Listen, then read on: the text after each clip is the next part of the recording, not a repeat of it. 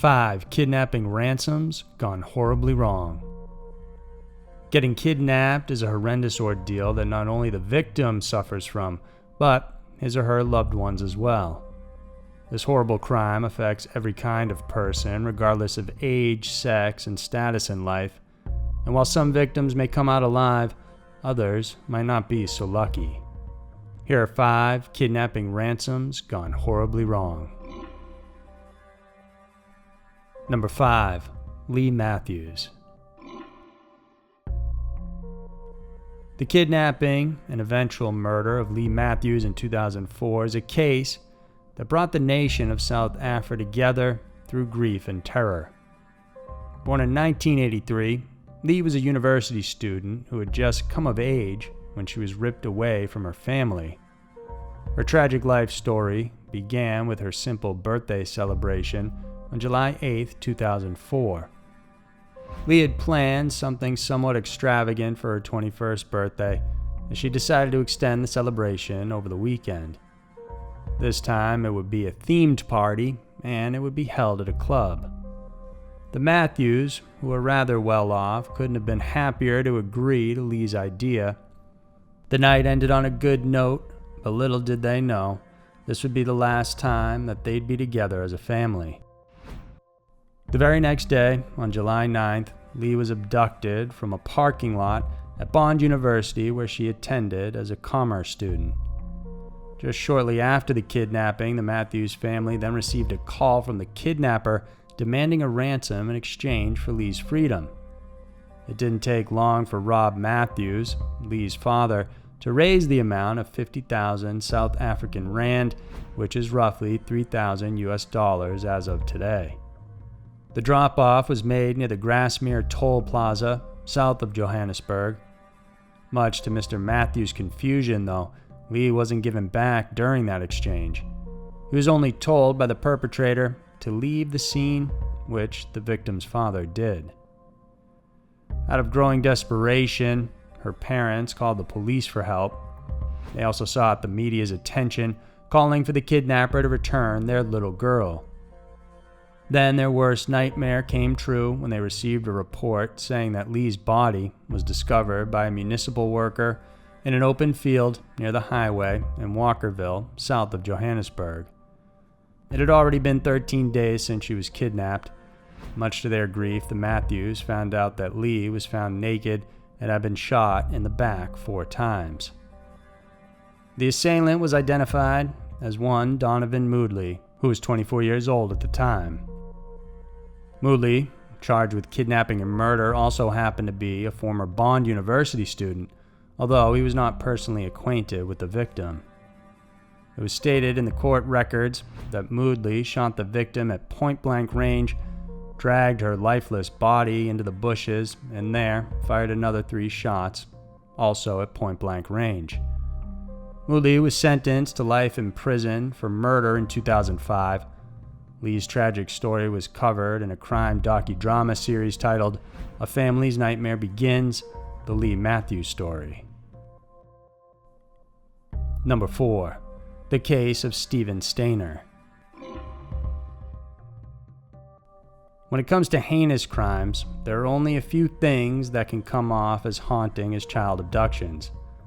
The terror and pain that a child has to go through while in confinement could leave scars that last forever, but how much more for a young victim who has been detained for so long that he has already forgotten his own identity. Such is the tragic story for Steven Stayner, who, at the age of 7, was taken away from his home and family, never to be seen or heard from again until 7 years later. On December 4th, 1972, Steven, who was on his way home from school, was approached by a man who identified himself as Irvin Edward Murphy. Murphy claimed that he was part of a ministry and was collecting donations for their church. Murphy was in fact under the instructions of convicted child rapist Kenneth Parnell to pose as a ministry worker, passing out gospel pamphlets to students going home from school that day. After spotting Steven, Murphy asked if the boy's mother would be willing to give out any donations to the church. Steven said his mom would surely be interested to donate something, and so Murphy offered Steven a ride back home, to which the boy agreed. Almost immediately, though, a white Buick driven by Parnell pulled up in front of Murphy and Steven. The latter climbed into the car with the expectation that it would bring him back home. Much to his confusion, Steven noticed that their destination was not towards his home, and Parnell instead drove the car to his cabin near Cathy's Valley in California.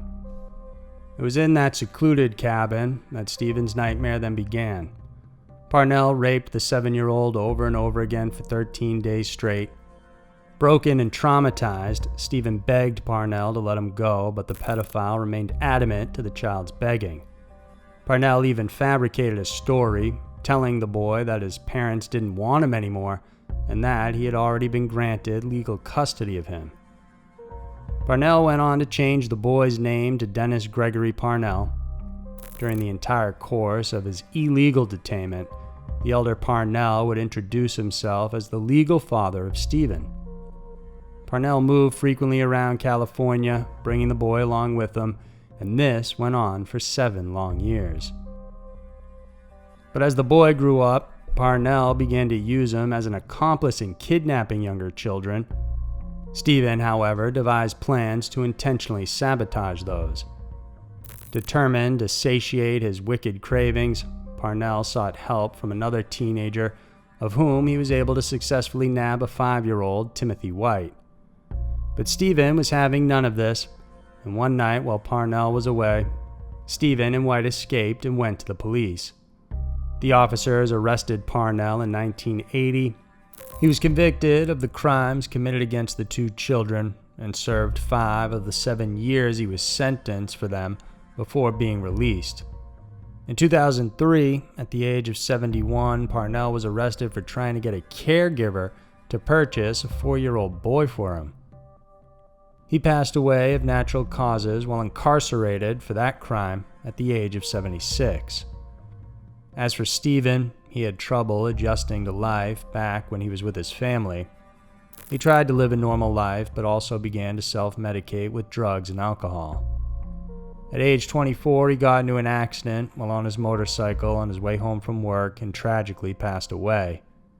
Timothy White, at age 14, was one of his pallbearers, and over 500 people attended the funeral. Number 3. The case of Gerrit Jan Heijn. A person's wealth and prominence in society can make him an attractive target for kidnappers, so it's not unusual to hear news of rich businessmen, well-known executives, and even famous celebrities being abducted. And Gerrit Jan Heijn was one of these affluent but ill-fated individuals. In 1987, Heijn's grandfather, Albert, founded a grocery store business in the Netherlands. That enterprise later grew to become the Dutch retail giant company Ahold. In case you may not know, Ahold just happens to own huge U.S. grocery chains like Food Lion, Giant, and Stop & Shop. Heijn and his older brother took on the leadership roles within the company, and things were going well until one day in September of 1987 when a man named Ferdy Elsis kidnapped Heijn outside of his home in Haarlem, Netherlands. Heijn, who was 56 years old at the time of his abduction, was taken by Elsis at gunpoint. Elsis wanted money, and on October 14th, Heijn's relatives demanded for proof of life from the kidnapper, to which Elsis happily provided by mailing them Heijn's pinky finger. Little did they know that Elsis had already killed the man on that very same day when he was abducted. According to reports, Elsis shot the victim in the head and threw his body deep into the forest on September 9th. The finger that he sent to the family had actually been severed right after the killing. He then preserved it inside a refrigerator in his home in the village of Landsmeer, north of Amsterdam. Without them knowing the real situation, Heijn's family paid Elsis a total of $4 million in cash and diamonds for the victim's release on November 27th. But obviously, Gerrit was never freed. A national news conference in late December was then aired asking for the public's help, and the police then received more than 10,000 tips that led them right to the perpetrator's house. The residence was kept under surveillance for over a month. During the course of that stakeout, Elsis was noted as using the ransom money for purchasing goods at a nearby supermarket. Finally, in January of 1988, authorities raided his house, hoping that they could still find and rescue Heijn. Elsis was captured while his wife and children were temporarily taken into custody before being released without charges. During the trial, Elsis told the court that his motive for kidnapping was purely financial because at the time he was an unemployed architect with a family. He was then handed a 20-year prison sentence. Through his directions, police were able to recover the remains of Heijn buried in the woods near Renkum. Number 2. Shannon Matthews. The missing persons case of Shannon Matthews is thought to be as big as the disappearance case of Madeleine McCain, the little girl who was taken from her bed in 2007 and until now has never been found.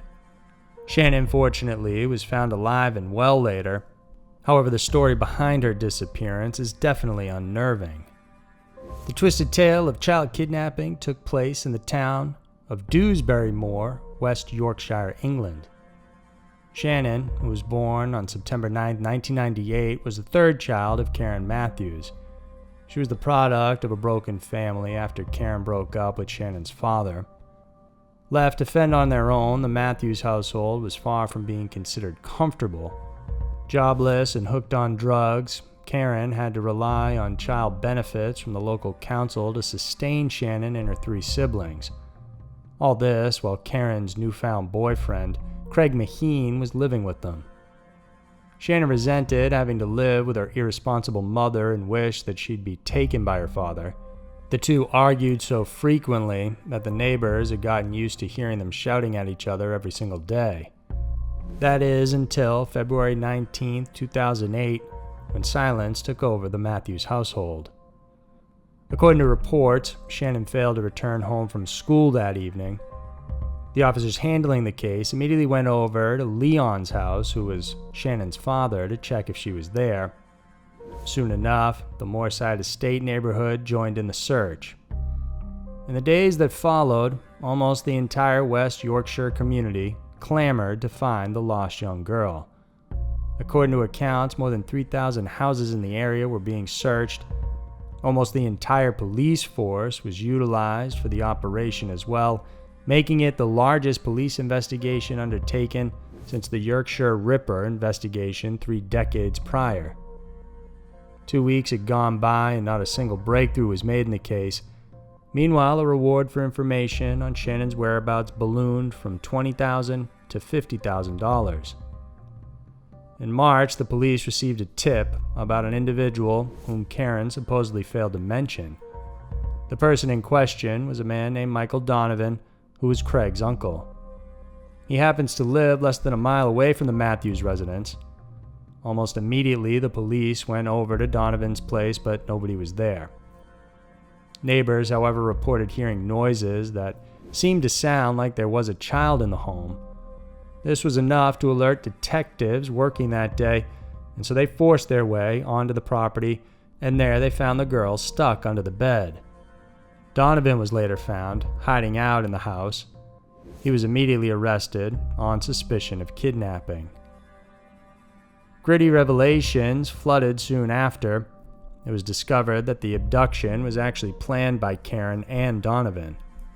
They hoped that Shannon's kidnapping would generate money from publicity. The pair had planned to split the money 50-50, but Donovan was charged with kidnapping and false imprisonment, while Karen with child neglect and perverting the course of justice on April 8, 2008, and each were given 8 years in jail for their part in the crime. Number 1. Kari Lawson. Nothing can be more horrifying than to see a loved one being snatched right in front of you. For Earl Lawson, it's even more agonizing for the simple fact that up until today, He and the rest of his family still don't know if their beloved Carrie is alive or not. Carrie, a young lawyer, was 25 years old when she was forcefully taken away from her home in Jasper, Alabama on September 11, 1991. Carrie and her husband, Earl, received a distress call one night claiming that Earl's father had fallen ill and that they were needed at the hospital. Alarmed, the couple rushed out to their car. However, everything they were just told was a lie. Then, out of the darkness, a masked man appeared.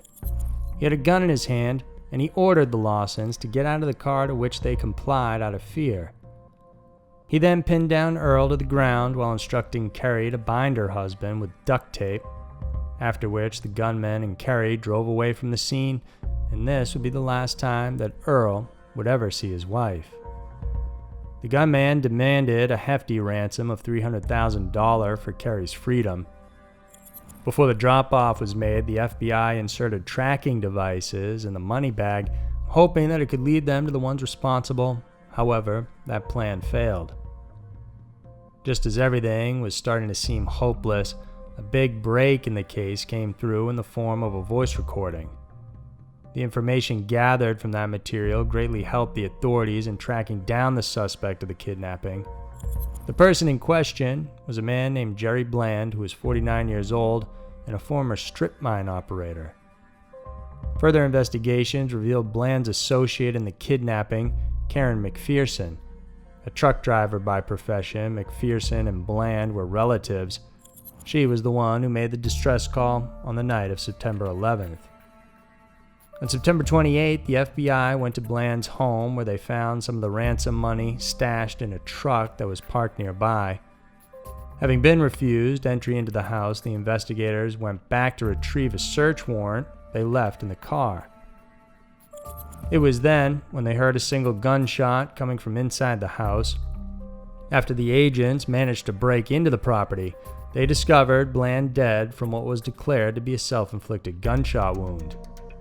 Bland took with him to his grave the information on Carrie's whereabouts. It's been almost 30 years now since the kidnapping, and Carrie has never been seen since. So there were 5 kidnapping ransoms gone horribly wrong. With no assurance of freedom or guarantee that your life will be spared, getting kidnapped is possibly one of the most terrifying things that could ever happen to a person. If you enjoyed watching this video, then please remember to subscribe to our channel. We have new videos coming out every single week for you guys to check out. And check out our new podcast called Everytown, which is available wherever you listen to your podcasts and on this channel as well every Friday. Thanks for tuning in, and we'll see you guys soon.